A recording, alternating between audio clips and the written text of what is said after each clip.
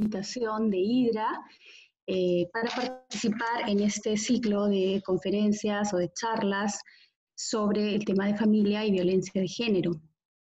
En esta oportunidad voy a hablar sobre el delito de agresiones en contra de las mujeres y los integrantes del grupo familiar en las particulares circunstancias que estamos viviendo actualmente debido a la pandemia del COVID-19. El tema de violencia de género y violencia familiar en el contexto de pandemia, en el contexto de aislamiento, es de especial importancia. Ya se ha mencionado que el convivir o el estar en una situación de confinamiento, evidentemente pues genera ciertas tensiones, puede generar ciertas tensiones, situaciones de estrés que podrían originar conflictos al interior de la familia o del grupo que se encuentra reunido en una situación de cuarentena. Si en situaciones normales esto ya genera este tipo de estrés o de situaciones de tensión, más aún cuando ya previamente se venía viviendo o sufriendo situaciones de violencia, en el caso de las mujeres, ya que están pues obligadas a estar 24 horas con su agresor. De la misma forma, en el caso de los integrantes del grupo familiar, también que se encuentran en especial situación de vulnerabilidad, tales como niños, niñas y adolescentes. Y también adultos mayores. He tenido hace un par de semanas en el turno fiscal que he realizado en este estado de emergencia, casos de hijos varones que habían golpeado a sus madres. Entonces estas situaciones pues suceden y se vienen experimentando en estas circunstancias. Distintas ya organizaciones, tanto nacionales o internacionales, han venido pues explicando cuáles son estos riesgos y estos peligros que significa el vivir en esta situación de cuarentena. Respecto a esto, quisiera señalar que si bien desde el 16 de marzo se declaró el estado de emergencia, esto no significa que el Ministerio Público ha dejado de atender los casos de violencia familiar o violencia contra la mujer. El artículo 8 de la Ley Orgánica del Ministerio Público establece que cuando el presidente decide el estado de emergencia o el estado de sitio, no se suspende las actividades del Ministerio Público. Entonces, la resolución 588-2020, que fue publicada el 17 de marzo de la Fiscalía de la Nación, si bien suspendió las actividades del Ministerio Público, eso no alcanzaba a las fiscalías penales provinciales que se encontraban de turno y a fiscalías especializadas de violencia, también otras fiscalías especializadas, pero en particular las fiscalías especializadas de violencia contra la mujer y los integrantes del grupo familiar que continuamos realizando las labores del turno y del post-turno. Ahora bien, no solamente para los casos de flagrancia delictiva, también para los casos de denuncias que, aún sin haber detenido, por la gravedad y por la urgencia de los casos, deban ser prontamente atendidas. Entonces, ¿cuáles son los canales de atención que tienen las víctimas y los que están recurriendo en mayor medida ahora en esta situación de pandemia en que nos encontramos?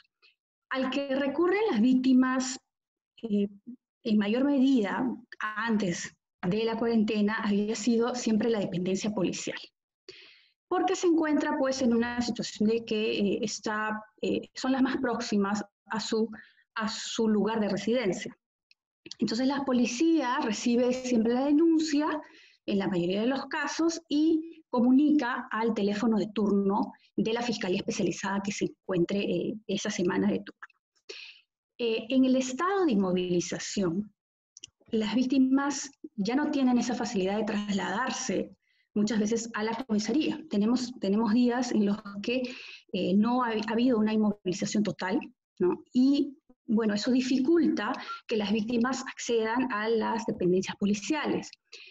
Aún así, se recurre, por lo que he observado en el turno fiscal, al serenazgo, llaman al serenazgo, serenazgo se apersona, llama a la policía, y la policía tiene la obligación de constituirse en el lugar de los hechos y llamar inmediatamente al fiscal de especializado de violencia de turno para que se inicien las investigaciones y las diligencias necesarias urgentes para el esclarecimiento de los hechos. Eso por un lado. Por otro lado, también se ha potenciado el servicio de la línea 100, ¿no? La mayoría de las llamadas se realizan, como hemos estado observando en los medios, a la línea 100. Nosotros, como fiscales especializados de violencia, hemos recibido también las denuncias a través de la línea 100, de tal manera que la línea 100 nos llama a la policía y la policía nos da cuenta a nosotros, o la línea 100 llama también directamente a la Fiscalía de turno. Es importante también señalar que cada distrito fiscal tiene en sus redes sociales los números del turno, ¿no? Entonces, digamos, lo importante en esta situación de aislamiento en el que nos encontramos es que las víctimas tengan acceso y que ese acceso sea adecuadamente difundido, ¿no? Para que no existan obstáculos al momento de que ellas quieran denunciar una situación de violencia. Bien, respecto al decreto legislativo 1470 que tiene que ver con las medidas de protección, ha sido recientemente publicado hace un par de días. No me voy a detener profundamente en eso porque entiendo que una colega ha profundizado el análisis de este decreto legislativo, pero sí quiero hacer algunas precisiones respecto a este decreto antes de pasar ya al análisis del tipo penal del delito de agresiones. Este decreto que establece medidas para garantizar la atención y protección de las víctimas de violencia contra la mujer y los integrantes del grupo familiar no crea nuevas medidas de protección. Ya existen estas medidas de protección en la ley 30364. En la ley se establecen una serie de medidas que van desde el retiro del agresor, medidas medidas cautelares también, de suspensión de patria potestad, de tenencia, prohibición para transferir bienes, etc. Entonces, no es que haya nuevas medidas, que haya creado este decreto legislativo nuevas medidas de protección, sino lo que ha hecho es agilizar el procedimiento de emisión de estas medidas de protección, que sea mucho más célere, que sea mucho más rápido. Entonces, por ejemplo, encontramos en este decreto legislativo que se va a prescindir de la audiencia, ¿no? En todos los casos, no solamente en los casos graves. El juez de familia tiene que dictar las medidas de protección prescindiendo de la audiencia, prescindiendo de la ficha de valoración de riesgo, prescindiendo de los informes psicológicos, ¿no? A fin de que todo pues, se atienda de una manera más célere.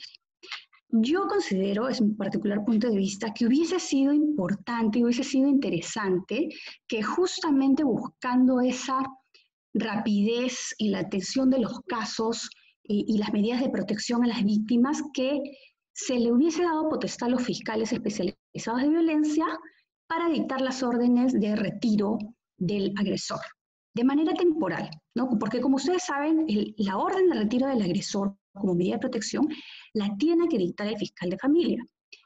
Pero yo pienso que dadas las circunstancias que atravesamos, hubiese sido mucho más célere si las medidas de protección, esta medida de protección de retiro se le hubiese otorgado o no potestad al fiscal para poder dictarla, en los casos que amerite, claro está, y con las garantías de los derechos fundamentales. ¿Por qué? Porque el fiscal penal está digamos, inmediatamente es el que tiene el manejo del caso, atiende el caso y puede tener un mejor conocimiento y una mejor evaluación sobre si se merita o no se merita, y además lo va a hacer de manera mucho más célere. No se va a esperar a que la policía vaya al juzgado, presente las medidas de protección y el juzgado las adopte. Pero bueno, eso es particular, desde mi punto de vista, no se ha hecho, pero de igual forma lo que sí se ha buscado es pues, agilizar y flexibilizar el dictado de las medidas de protección para que se haga de una manera más rápida. Bien. Más adelante me voy a referir a esta prohibición de que ya se dicte estas medidas de cese y abstención del ejercicio de violencia que eran muy comunes, o que son aún ahora muy comunes, ¿no? en el juzgado de familia, y que la verdad no brinda ninguna protección a la víctima. Bien, voy a pasar a analizar algunas características de este injusto penal, que genera algún tipo de discusión en la práctica, para luego hacer unas precisiones sobre el especial contexto del COVID-19, ¿no? y las medidas que podríamos tomar en consideración para el tratamiento de estos casos. Como ustedes pueden ver en la diapositiva, el delito de agresiones, tipificado en el 122b, es un delito que no en su descripción típica, ¿no? en su estructura, el tipo penal, no es del todo sencillo, ¿no? Y ahora vamos a analizar cuáles son estos elementos que hacen un poco más complejo, más complicado. Este delito fue incorporado por el Decreto Legislativo 1323, que fortalece la lucha contra el feminicidio, la violencia familiar o la violencia de género. Hasta esa fecha solo se consideraba pues delito las lesiones que tenían más de 10 días de asistencia o descanso. Entonces el decreto legislativo 1323 introdujo este delito de agresiones, así con esa denominación, en contra de las mujeres y los integrantes del grupo familiar, porque hasta ese momento, si había alguna agresión de menos de 10 días, no se consideraba delito, sino era una falta contra la persona. Bien. En cuanto al bien jurídico de este delito, ¿no? que tutela este delito, este se enmarca dentro pues, de los delitos contra la salud. Por lo tanto, el bien jurídico protegido es la salud individual. La salud entendida como un estado completo de bienestar físico, mental y social, y no solamente ausencia de afecciones o enfermedades. Sin embargo, como en todos los delitos de violencia de género, delitos vinculados por razón de género contra la mujer, tales como el feminicidio, no hay solamente un ataque a la salud individual, o por ejemplo en el caso de feminicidio, no hay solamente un ataque a la vida. Sin entrar en el caso de feminicidio porque no es materia de la charla, pero el matar a una mujer, digamos, no, por su condición de tal, en ese caso no se ataca solamente la vida de la mujer, sino que esa violencia, ese ataque, y en el caso de agresiones es a la salud, se da dentro de una situación de discriminación. Una situación que responde a una relación asimétrica de poder, que está así estructuralmente, históricamente transmitida, ¿no? Y que busca perpetuarse en un orden social. Entonces, el agresor lo que busca es perpetuar una dominación sobre la víctima a través de dichos ataques, y afecta en realidad lo que algunos autores han señalado como igualdad material de la mujer, o también la discriminación contra la mujer. Es decir, se afecta el derecho de la mujer a no ser discriminada, que es una discriminación pues histórica y dentro de un orden social patriarcal. Entonces, se señala que este delito es un delito pluriofensivo, ¿no? Es un delito pluriofensivo. Bien. ¿Cuáles son los problemas que se presentan en la realidad al momento de querer subsumir un determinado hecho al artículo 122b? Observemos el delito de agresiones, cómo está tipificado en el 122b. Se señala el que de cualquier modo cause lesiones corporales que requieran menos de 10 días de asistencia o descanso, ¿no? Según prescripción consultiva o algún tipo de afectación psicológica. Si podemos ver, por favor, Marcelo, la diapositiva en donde está el artículo. Bien.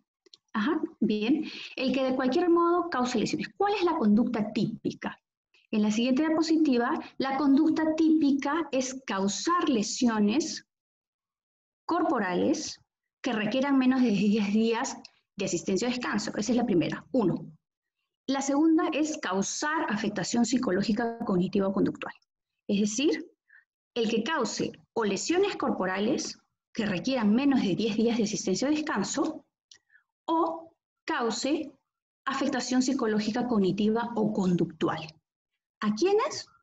A una mujer por su condición de tal o a integrantes del grupo familiar. Los integrantes del grupo familiar, ahí no hay mucha discusión, eso está en la ley 3364, en el artículo 6, están todos los que se encuentran dentro de este grupo familiar, ¿no? Se va a señalar ascendientes, descendientes, hay toda una lista.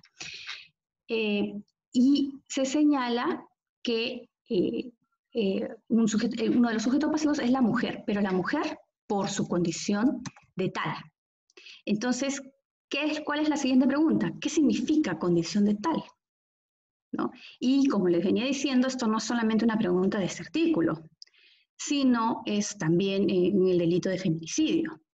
Si nosotros vemos el acuerdo plenario 1/2016 sobre los alcances del delito de feminicidio, no se definió exactamente qué significaba condición de tal. Hay una referencia a lo que, en la siguiente diapositiva, que lo podemos ver, a lo que puede significar qué es condición de tal, en el Decreto Supremo 009/2016, que es el reglamento de la Ley 3364, ¿no? Que señala que la violencia contra la mujer por su condición de tal es la acción u omisión identificada como violencia que se realiza en el contexto de violencia de género. No entendida esta como una manifestación de discriminación que inhibe gravemente la capacidad de las mujeres de gozar derechos y libertades en pie de igualdad. Entonces, está volviendo a lo que yo les señalaba, el bien jurídico, discriminación, no es solamente la salud. Y en realidad esta violencia es una violencia de género, o sea, es una violencia contra la mujer por razón de su género. A eso hace referencia cuando se señala que es por su condición de tal. Es agredir a una mujer, pero es más, esa agresión no es solamente porque se dirigió contra una mujer, sino que la agresión se debe a su género. ¿Esto qué cosa nos lleva a inferir? Que la violencia perpetrada de un hombre contra una mujer, directamente y de forma automática, no necesariamente va a ser una violencia de género. No necesariamente la va a agredir por su condición de mujer, si bien en la mayoría de los casos es así, y es lo que nos dice la práctica y nos dicen las estadísticas, no en todos es del todo, se puede inferir automáticamente que esto es así. Y es importante porque, siendo un elemento descriptivo del tipo penal, debe tomarse en cuenta. Por ejemplo, la violencia que ejerce un sujeto para sustraer las pertenencias a una mujer no constituye una violencia de género. No podríamos decir que la golpeó por ser mujer. El ladrón la golpeó para apoderarse de sus pertenencias y huir.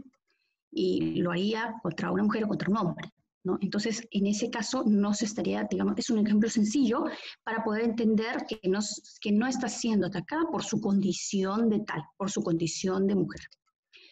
Bien.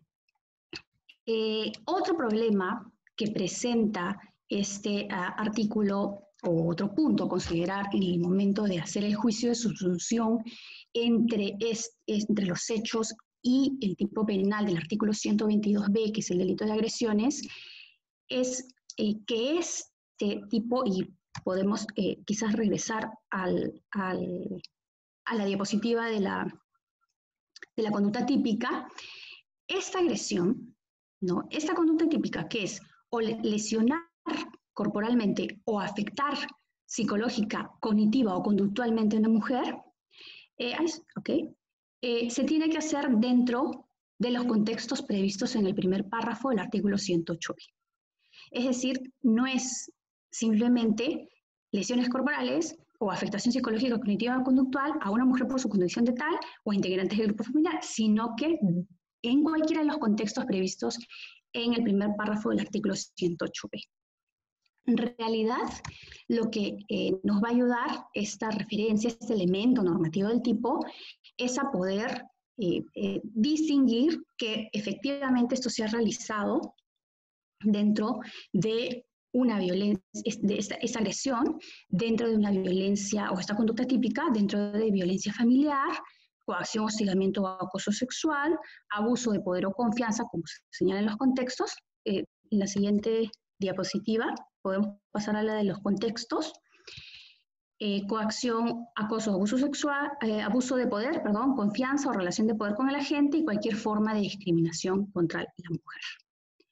Es decir, aparentemente que esto que parecía un delito sencillo, y este delito de agresiones en contra de las mujeres es el delito que más incidencia tiene en cuanto a delitos de género o delitos de violencia contra la mujer, ya que a algunos penalistas no les gusta la definición de delitos de género. ¿Por qué? Porque es la mayor cantidad de casos, la mayor cantidad de denuncias, en primer lugar, es sobre el artículo 122b, agresiones en contra de las mujeres. Las lesiones que son de menos de 10 días o la afectación psicológica cognitiva conductual. Entonces, determinar estos conceptos, o mejor dicho, hacer una subsunción correcta, ¿no?, en el tipo penal de los hechos es muy importante, porque estos contextos del 108b forman parte de los elementos normativos del tipo penal. ¿Qué quiere decir esto? Que al momento de efectuar esa subsunción de un hecho a este tipo penal, tengo que determinar cuáles son estos contextos en los que se dio la agresión, ya sea física o psicológica, a una mujer por su condición de tal o a un integrante del grupo familiar. Si no lo hago, significa que basaría a mi juicio es que hay una lesión y hay una lesión contra la mujer y hay una lesión contra un integrante del grupo familiar y sería suficiente. Pero estaríamos contraviniendo el principio de legalidad penal y además otros principios penales como de lesividad y mínima intervención. Entonces es importante la aplicación de estos contextos, ¿no?, para poder, digamos, lo que muchas veces en la práctica se ha perdido de vista, ¿no?, que es tarea del operador jurídico penal, ¿no?, hacer una correcta subsunción y explicar en qué contexto se dio la agresión. Por ejemplo, no necesariamente tiene que haber una relación interpersonal o tiene que haber habido una relación entre el hombre o el sujeto activo y el sujeto pasivo, por ejemplo, una mujer. Puede una mujer ir por la calle y sufre un ataque por su condición de tal, por parte de un hombre, y ellos nunca se han conocido, no han tenido ninguna relación de pareja. No, antes se pensaba que solamente se protegía agresiones de violencia contra la mujer cuando había esta relación de pareja, ¿no? Y eso no es así.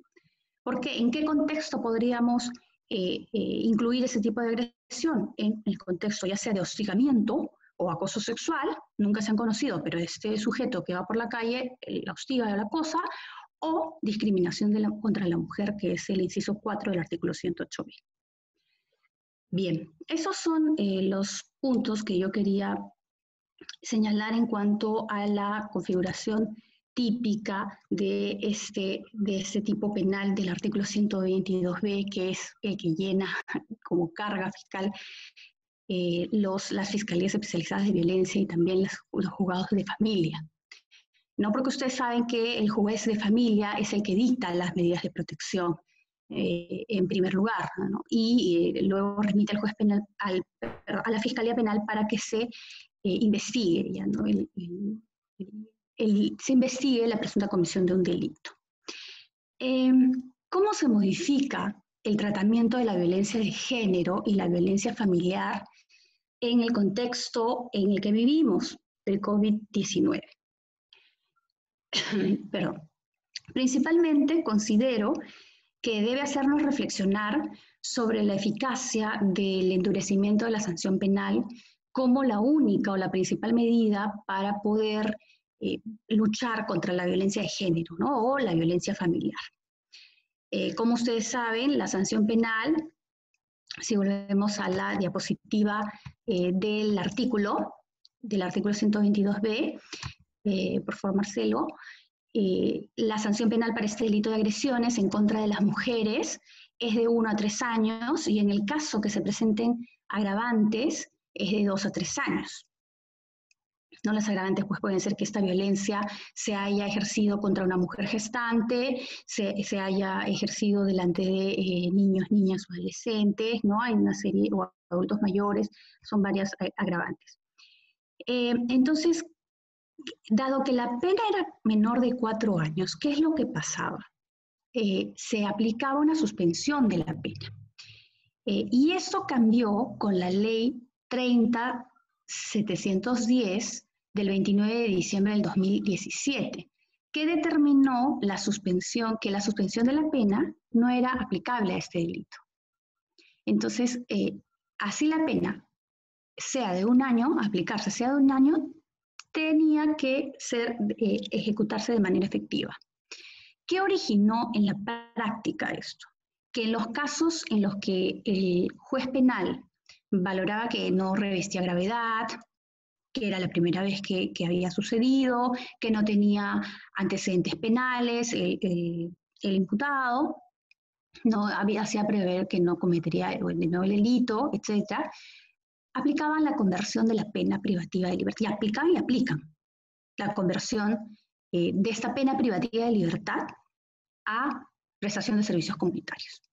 Y más o menos 1 año de pena privativa de libertad equivale aproximadamente a 52 a 54 días de prestación de servicios comunitarios.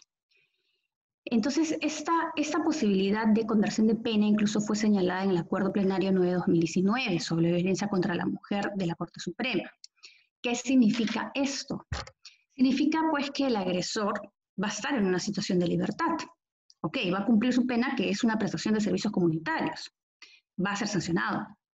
Va a ser encontrado responsable penalmente por el delito de agresiones en contra de las mujeres y su pena va a ser 1 año de pena privativa de libertad convertida a 52 días de prestación de servicios comunitarios. Pero va a estar en libertad. Entonces, ¿qué es lo que implica esto? Que en realidad lo más importante en esos casos, y además se está haciendo en la mayoría de los casos, lo importante es proteger a la víctima de ser agredida nuevamente por el agresor. Yo pienso que sería importante contar con estadísticas del Poder Judicial que determinen qué porcentajes de estas penas por delitos de agresiones fueron efectivamente ejecutadas, es decir, como penas privativas de libertad, y qué porcentajes fueron convertidas, ¿no? Para ver realmente la eficacia pues, de esta ley que prohibió la suspensión de la pena. ¿A qué nos lleva esto? A que volvemos al punto de la protección de la víctima. Tan importante como buscar la sanción penal es proteger a la víctima de una nueva agresión. Y hemos visto en los últimos años que las medidas de protección dictadas por los jueces, como les señalaba al principio, se encontraban más referidas pues, al cese, ¿no? Tienen como un cliché el cese y abstenerse de cometer de nuevo actos de agresión, ¿no? Físico, verbal. Entonces, en realidad, estas medidas de protección no son obviamente efectivas en cuanto a la protección a la víctima, a poder caer de nuevo en esta situación de violencia por parte de su agresor. Entonces, es sumamente importante las medidas de protección, no solamente porque protegen a la víctima directa, sino también a las indirectas. Las medidas de protección, como les decía, se encuentran en la Ley 3364 y son las que aplica el fiscal de familia, pero no solamente son esas medidas de protección. En el Código Procesal Penal también se encuentran unas medidas de suspensión preventiva de derechos, las cuales, en el artículo 297, las cuales a solicitud del fiscal, el juez penal puede suspender también temporalmente la patria potestad, la tenencia, tutela curatela, también decide el retiro del agresor, la suspensión en el ejercicio de un cargo o un empleo, suponiendo, por ejemplo, que estemos ante un caso de violencia contra una escolar, ¿no? El fiscal, viendo esto, la gravedad del caso, puede presenta un requerimiento de suspensión preventiva de derechos para que este presunto agresor al que se le está siguiendo una investigación deje de dictar en el colegio donde está dictando y el que presuntamente ha sido acusado de tocamientos indebidos, por poner un ejemplo. Entonces, esta suspensión preventiva de derechos puede, digamos, ser dictada por el juez penal, no es necesario que se lleve la sentencia, se puede dictar dentro de la etapa de investigación, y se puede hacer en el caso de que se vea que las medidas de protección que ha dictado el juez de familia son insuficientes, ¿no?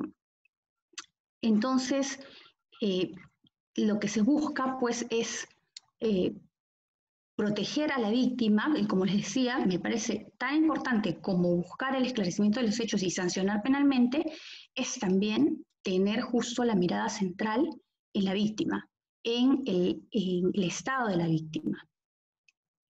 Bien, ahora, ¿cuál es la especial relevancia de estas medidas de protección en el contexto en que vivimos? Dado que la pandemia es una situación, por lo que tenemos conocimiento, lo que vemos en la televisión, los estudios, lo que leemos, las noticias, que podría durar de un año hasta más, se ha hablado incluso de cuarentenas intermitentes. Estas situaciones de confinamiento, pues, no van a desaparecer del todo el 10 o el 11 de mayo, sino que probablemente van a continuar. Por lo que yo considero que debe incluso replantearse el Plan Nacional de Violencia de Género. El Plan Nacional de Violencia de Género fue dado del 2017 al 2021, es el actual, pero fue dado en un contexto en el que nadie se pudo imaginar que podíamos vivir ese tipo de pandemia. Y yo creo que debe replantearse, teniendo en cuenta la especial situación que nos ha tocado vivir. ¿Qué puntos deberíamos tener en consideración o debería tenerse en consideración? Por ejemplo, también los hogares de refugio. Debe reforzarse los hogares de refugio, debe aumentarse los mismos. ¿Por qué? Porque si vivimos en una situación de distanciamiento social, en el que hay que mantener un distanciamiento de las personas a efectos de protegernos del contagio, entonces, y si hemos dicho que esta situación de pandemia aumenta los casos de que las mujeres y también los integrantes del grupo familiar sufran de violencia dentro de estas situaciones de confinamiento, va a aumentar la demanda de hogares de refugio. Incluso hay en otros países ya estudios sobre este fenómeno, y en algunos países como en Inglaterra, ¿no? Francia, igual en Estados Unidos, se van aumentando el número de hogares de refugio, ¿no? Entonces eso también es algo que debe en las políticas públicas ocuparse para poder no solamente aumentarlos, sino los que ya hay, brindar todo las medidas de protección dentro de esos hogares de refugio para que las víctimas estén suficientemente protegidas, ¿no? Con las medidas de protección sanitaria que se tenga que tener. ¿Por qué es tan importante y yo diría incluso tan importante como la investigación también fiscal en sí, que no se detiene por el contexto del COVID, el apoyo de la víctima, ¿no? En cuanto al soporte también psicológico y de acompañamiento, que es del cargo del Ministerio de la Mujer? porque el soporte y ayuda de su entorno familiar y amical, ¿no?, que puede recibir la víctima se reduce en una situación de confinamiento, ¿no? Si estamos en una situación de aislamiento social, que nos piden distanciamiento social, pese a que se pueda levantar la cuarentena el 11 de mayo, muchas víctimas van a sentir que no pueden acudir a refugiarse a casas de familiares o amigos porque tienen miedo a contagiarlos o tienen miedo a contagiarse, ¿no? Entonces, la pandemia además, ¿cuál es otro punto a tener en consideración? La pandemia está generando una recesión en la economía terrible, las personas están perdiendo sus trabajos o están en riesgo de perderlos, lo que dificulta que las víctimas se independicen y económicamente de sus agresores y dejen situaciones de abuso. Entonces, va a ser mucho más difícil para una víctima poder independizarse. Y ya sabemos que este sometimiento no tiene un vínculo muy estrecho con esta dependencia económica con el agresor. Muchas veces las víctimas no quieren denunciar porque señalan o incluso cambian su versión de los hechos de la primera denuncia porque señalan, bueno, ¿y de qué voy a vivir? Porque él es el proveedor, ¿no?, económico y el sustento del hogar. Entonces, ¿a qué nos lleva todo esto? Que el tratamiento de la violencia de género, la violencia familiar, bueno, no es un asunto exclusivo de buscar la sanción. No es un asunto exclusivo del Ministerio Público, del Poder Judicial. Es un asunto que en este contexto de pandemia, con muchísima mayor razón, es un tema de políticas públicas. Políticas públicas adecuadas y adaptadas a este contexto del COVID, ¿no?, en el que se tienen que tomar acciones y medidas rápidas para poder brindar soluciones y protección a las víctimas, ya sea mujer o a los integrantes del grupo familiar, ¿no?, para que puedan dejar esa situación de abuso. Entonces, no es solamente, bueno, pensar que una medida de endurecimiento de las penas va a acabar o va a reducir o va a erradicar la violencia contra la mujer, ¿no? A las víctimas hay que empoderarlas, a las víctimas hay que ayudarles a que salgan de esa situación de dependencia económica, emocional del agresor, y es muy importante el tratamiento de terapia, tratamiento psicológico que se les brinde para que puedan superar esta situación, salir de ese círculo de violencia, ¿no? Si están en ese círculo de violencia, es sabido que pasan por distintas etapas. Muchas veces las mujeres se animan eh, a, a denunciar estos hechos, estos actos de agresión, y luego durante la etapa de la investigación cambian su versión. Y eso no es para culparlas, sino es para entenderlas, porque están dentro de ese círculo de violencia, que obviamente, bueno, va a perjudicar un poco la investigación y, bueno, posteriormente la incoación o la acusación fiscal, lo que sea pertinente. Pero hay que entender este círculo y este fenómeno en el cual ellas se encuentran sumergidas, y por lo tanto es muy importante el tratamiento psicológico y las terapias que las dictan los jueces de familia como medidas de protección. Los jueces de familia, las medidas de protección, dictan no solo el tratamiento terapéutico para el agresor, sino también para la víctima. Y para efectos de que esta víctima de violencia familiar y violencia contra la mujer no vuelva a recaer en estas situaciones de agresión, es importante este trabajo, ¿no? Que se tengan adecuadas políticas públicas, sobre todo tomando en cuenta estas condiciones en las cuales vamos a tener que vivir por probablemente muchos meses, hasta de repente más de un año, y se brinde la atención y se emitan no solamente las medidas legislativas, sino se ejecuten planes adecuados de políticas públicas en el tema de violencia de género. No sé si hay alguna pregunta, no quiero que sea un monólogo, si hay alguna duda, estoy abierta para poder contestar las consultas o dudas que tengan los que están escuchando la conferencia. Estimada doctora, agradecido por la sesión. Tenemos varias preguntas. Vamos a iniciar con la primera pregunta de Fabiana Lisbeth. Buenas noches, doctora. ¿Cómo se determina el grado de afectación psicológica, cognitiva o conductual que ha sufrido la víctima? ¿Cuáles son las herramientas o medios probatorios de que se vale el juez para resolver sobre el caso al invocarse el artículo 122, inciso B? Bien, esa es una interesante pregunta. A ver, hay que tener en cuenta primero lo que señala el artículo 122b. Es decir, si nosotros vemos que la conducta típica en lo relativo a la violencia psicológica dice afectación psicológica, cognitiva o conductual. Para determinar esto, eso lo tiene que determinar una pericia psicológica. Nosotros somos abogados, no vamos a poder determinar si es que ahí ha habido un caso de afectación psicológica, cognitiva o conductual. Entonces, eso lo determina el perito psicólogo, ya sea del Instituto de Medicina Legal, ya sea del CEM, del Centro de Emergencia Mujer, porque ahora también son válidas las pericias que se realizan por instituciones públicas, instituciones de salud, si siguen los protocolos, los parámetros que utilizan, ¿no? el Instituto de Medicina Legal para llegar a sus conclusiones en las pruebas periciales.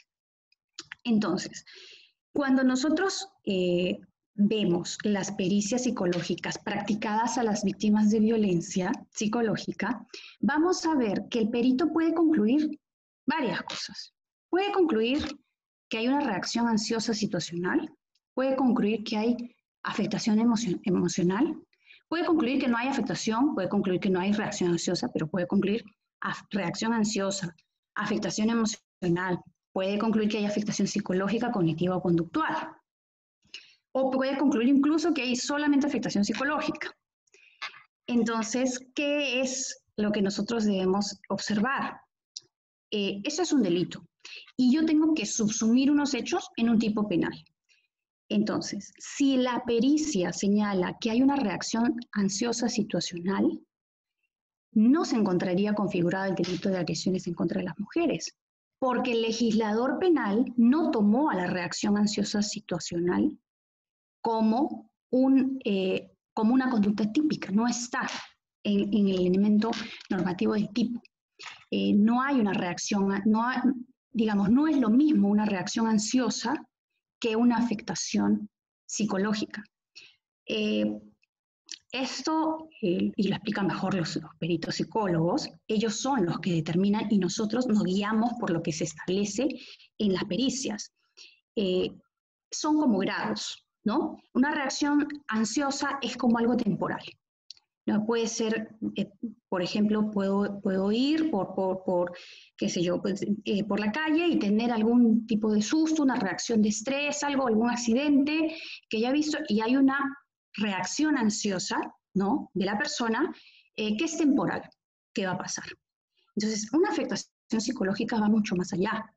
Ya hay ciertos signos, ¿no? Depresión, ansiedad, pensamientos destructivos, ¿no? Y esto incluso lo señalan los peritos en todo el informe psicológico, para los que trabajamos en la fiscalía o los que trabajamos en el Poder Judicial o los que trabajan defendiendo estos casos y han visto estas pericias psicológicas, detallan, ¿no? Tiene todo un protocolo, de hecho hay protocolos, hay guías, la guía sería interesante.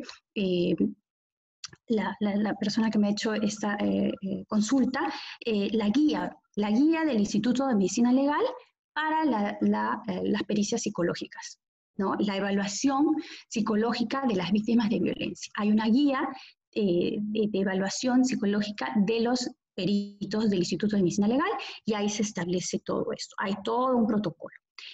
Nosotros nos guiamos, ¿no?, para poder ver si se ha configurado o no se ha configurado un delito cuando tenemos una denuncia y hacemos toda la investigación en lo que señala la pericia, lo que señala también la declaración de la víctima, etcétera, en otros elementos periféricos, pero lo principal va a ser la pericia psicológica. Listo, doctora, muchas gracias. Tenemos otra pregunta. Buenas noches, doctora. ¿Se encontraría contemplados o sería sujetos pasivos los parientes por afinidad del conviviente dentro del supuesto de miembros del grupo familiar? Es decir, ¿podría ser sujeto pasivo la suegra o suegro, cuñados, cuando son agredidos por el conviviente? Ello ya que la ley 3364 establece que sí lo es,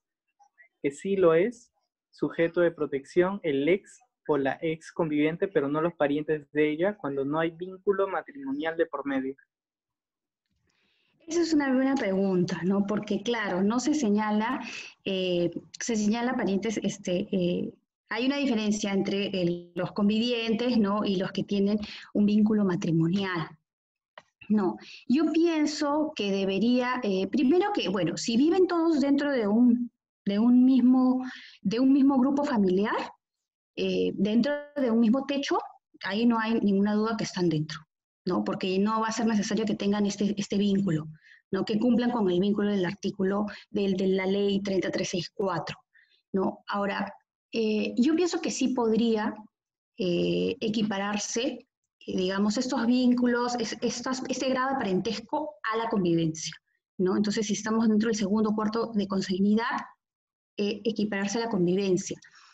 Sin embargo, yo pienso que en realidad ahí no radica lo más difícil. Eso es lo más sencillo de determinar, si están o no están, y yo puedo decir, bueno, en realidad convivientes o exconvivientes, dado que se menciona, pueden entrar. Lo difícil no es eso. Lo difícil es establecer si esa violencia es una violencia que se ha dado en un contexto, o si esa agresión es una violencia que se ha dado en un contexto de violencia familiar. Porque pueden ser parientes, incluso pueden ser hermanos, ¿no? Hermanos biológicos. Y eso no significa que ya se configuró el delito. ¿Por qué? Porque volvamos a lo que señala la ley. Dice en alguno de los contextos del artículo 108. Si nosotros vamos al artículo 108, el primer inciso nos señala violencia familiar. Entonces yo tengo que determinar si esa agresión se ha dado en un contexto de violencia familiar. Voy a la ley 3364 para que me diga qué cosa es violencia familiar y me va a decir que es que puede ser cualquier daño, sufrimiento físico, etcétera, entre los integrantes del grupo familiar que se da en una relación de responsabilidad, confianza o en una relación de poder. Entonces yo tengo que determinar si esos miembros integrantes del grupo familiar se han agredido en ese contexto de violencia familiar, y voy a tener, ¿no? Y ahí lo tienen, si lo tienen a la mano, el artículo 6, se señala que tiene que producirse en un contexto de relación de responsabilidad, confianza o poder. Entonces yo voy a tener que señalar en qué situación se ha dado eso. ¿Qué quiere decir esto? Ha pasado muchas veces en que nos llaman el teléfono de turno y nos dicen, ya doctora, son 2 hermanos que se han golpeado, ya está, violencia familiar. No necesariamente, yo puedo iniciar la investigación y puedo ver que entre estos 2 hermanos, que son adultos, no hay una relación de poder, no hay una relación asimétrica, no hay una situación de discapacidad, de vulnerabilidad entre el otro, no hay una relación de responsabilidad. Tuve un caso, por ejemplo, de 2 hermanos ya adultos, entre 20 y 30 años, que llegaron de una reunión y bueno, estaban en estado de ebriedad y se golpearon, ¿no? Y se profirieron pues lesiones de 1x2 o 2x3, ¿no? Entonces, no hay duda de que ellos son integrantes del grupo familiar, son hermanos, viven juntos, pero la norma no me dice solamente eso, la norma me dice que se haya dado en un contexto de violencia familiar. Y cuando yo voy a la ley 3364, me señala que la violencia familiar es la violencia que se da en una relación de responsabilidad, confianza o poder. Entonces, en ese caso, ¿se dio en una relación de confianza, uso de poder? Al parecer no. no significa que va a quedar impune. Bueno, en ese caso eran lesiones mutuas, que también hay que tener en cuenta, pero puede ser faltas contra la persona, ¿no? Entonces, lo interesante no es solamente ver si son parte integrante del grupo familiar, sino también ver en qué contexto, como les he señalado, en qué contexto se realizó esa agresión.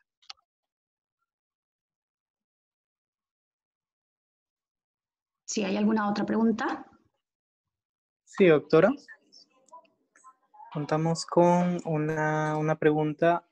Buenas noches. Tengo una pregunta. En un caso de violencia, con medidas de protección, salía del agresor de su casa con una menor de 15 años. Posteriormente se da el divorcio. La vivienda es del ex esposo, la ex esposa tiene otra vivienda, el ex esposo llega a su casa por voluntad de la ex esposa. Mi pregunta es, ¿cómo quedan las medidas de protección? ¿Se puede pedir que se derogue dichas medidas? A ver, el juez de familia, a ver, la vigencia de las medidas de protección no se agotan por el resultado de la investigación penal o por la sentencia, no se agota por eso. Digamos, puede ser que un caso se archive en una fiscalía de violencia porque no se ha configurado un delito, no se cumple, por ejemplo, alguno de los elementos objetivos del tipo o no se cumple alguno de los elementos normativos que establece el artículo 122b, pero las medidas de protección continúan. El juez de familia está, digamos, obligado a evaluar si las condiciones y los presupuestos en los que se dio la medida de protección continúan y si no, las puede variar. Y las puede variar para reforzarlas más o las puede variar para flexibilizarlas. O sea, lo que tiene que ver no es que las medidas de protección pues, se perpetúen en el tiempo ad infinitum. Las medidas de protección se dan en un determinado contexto. Si el contexto varía, ya sea para bien o para mal, el juez de familia lo tendrá que evaluar, ¿no? para que pueda modificarlas o adaptarlas y cambiarlas según las circunstancias del caso.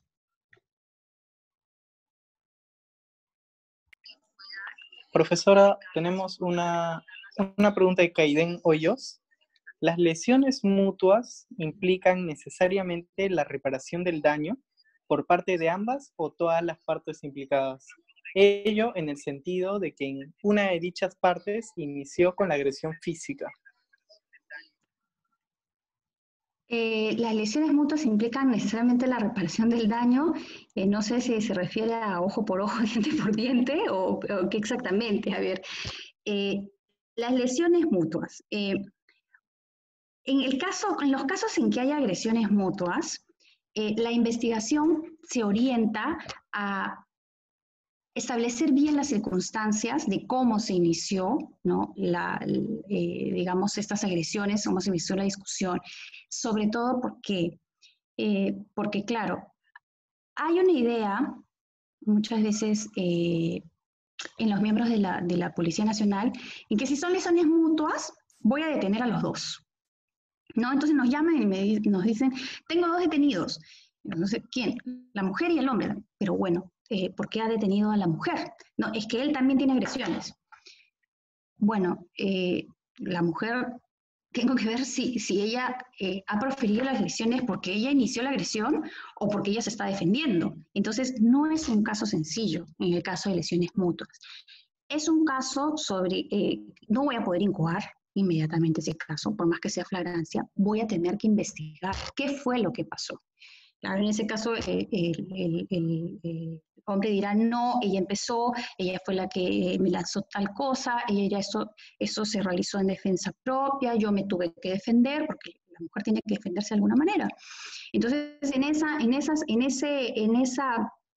digamos, en ese forcejeo se prefieren lesiones mutuas, ¿no? Entonces, es muy importante tener en cuenta, y no solamente para determinar cómo resuelvo el caso, sino también para determinar si hay una detención tal vez de la mujer de manera que es una detención irregular, ¿no?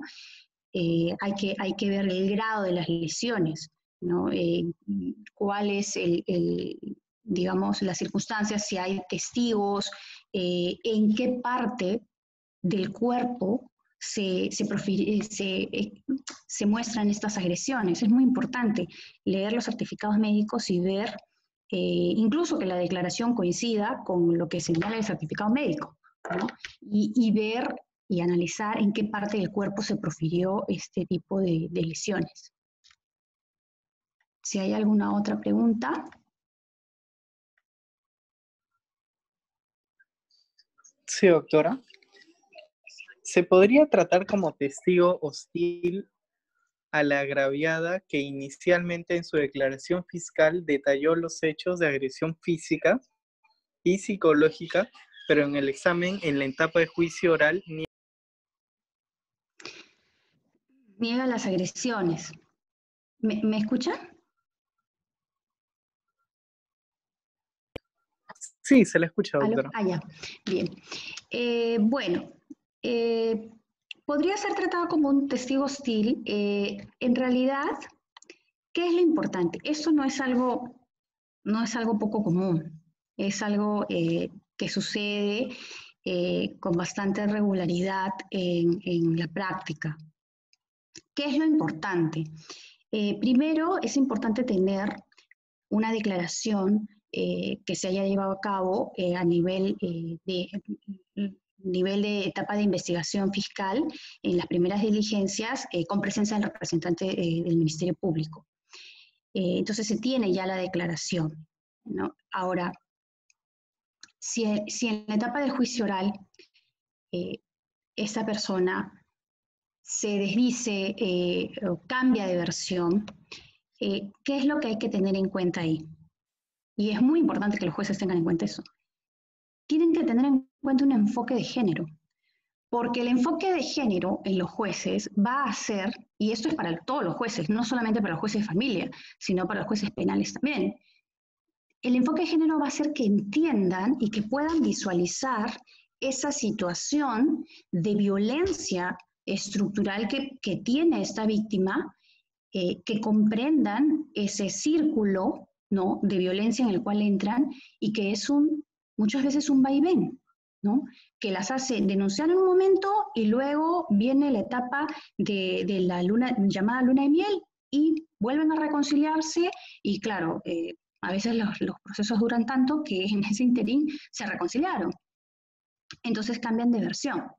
Por eso es importante, esto en los casos en que hay una cámara GESEL, por ejemplo, en los casos de delitos sexuales y tal, pasa lamentablemente a veces en los casos en los que son familia, hay un vínculo familiar, pero menos mal se tiene pues las entrevistas en cámara GESEL, se tienen los videos, ¿no? En este caso se tiene una declaración de la agraviada con presencia fiscal que va a tener que ser valorada, aparte del enfoque de género que tenga que tener el juez penal, que pueda visualizar que pues, la víctima no es poco común que cambie su versión.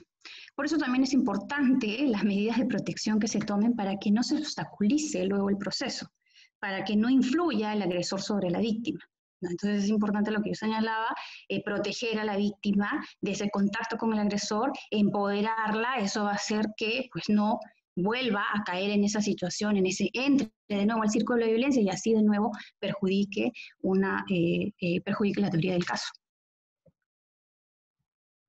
No sé si hay alguna otra pregunta. No, profesora, agradecerle nuevamente por la exposición. Y bueno, estén atentos todos. Bueno, vamos a continuamente, esperemos, con la doctora Cecilia Orea.